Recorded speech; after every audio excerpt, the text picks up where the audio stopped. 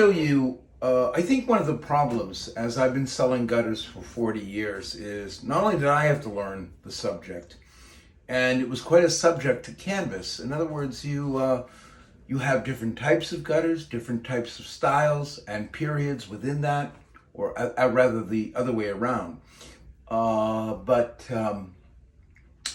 for the most part, this model is indicative of many people's historical home from about 1840, 1835 to 1930, 1935. And that is a weather table. This is the weather table, a return, a raking fascia, and a gutter. And there's the gutter. Now, a lot of people would say, what's that got to do with my house? Well, that's exactly it. How I communicate that this is not only the right way to install the gutter, but the right way to connect the rake crown and the right way to do the weather table. Well, I'll be patient, but when I was a young man, first exposed to this, I said, damn, that's beautiful. How do we engineer this? How do we do this? And it took a while. And without the help of my mentor, I'd still be lost, I think. I don't know. Maybe I would have figured it out. But in this case, we have a sheet metal liner. Now, the sheet metal liner's for another day. But prior to 1830, you didn't necessarily have a gutter. You had a gutter front, and then you had a box in here, especially in Greek Revival times, and then you had a type of box liner, which was soldered. And that evolved into the age-old, and by age-old we mean ancient Greece, rake crown level gutter, which is the basis of a lot of architecture. And this is known as the eave cornice. This is the eave, and this is the cornice.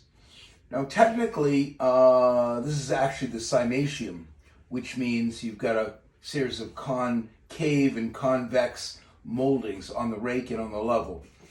But how they're placed in, how they are margined, here's the upper margin, here's the lower margin. This is the difference between, say, a cheeseburger on the highway and one at a gourmet restaurant where they're really taking care to make you happy. What does that mean? It means that the right gutter, put in the right way, whether it's wood, whether it's copper, or whether it's the new Dura gutter, the right installation type means all the difference in the world. Essentially two subsets.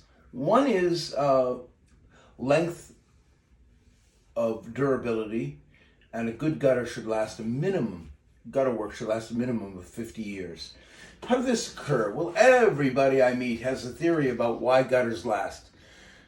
There's only one primary reason why gutters last: good wood and proper installation type. When it comes to wood gutters, metal gutters have a little more flexibility, but a wood gutter needs to be installed in such a way so that it breathes and it dries out. I can't stress that enough. Now, people say, oh, this is the new solution for a lot of people.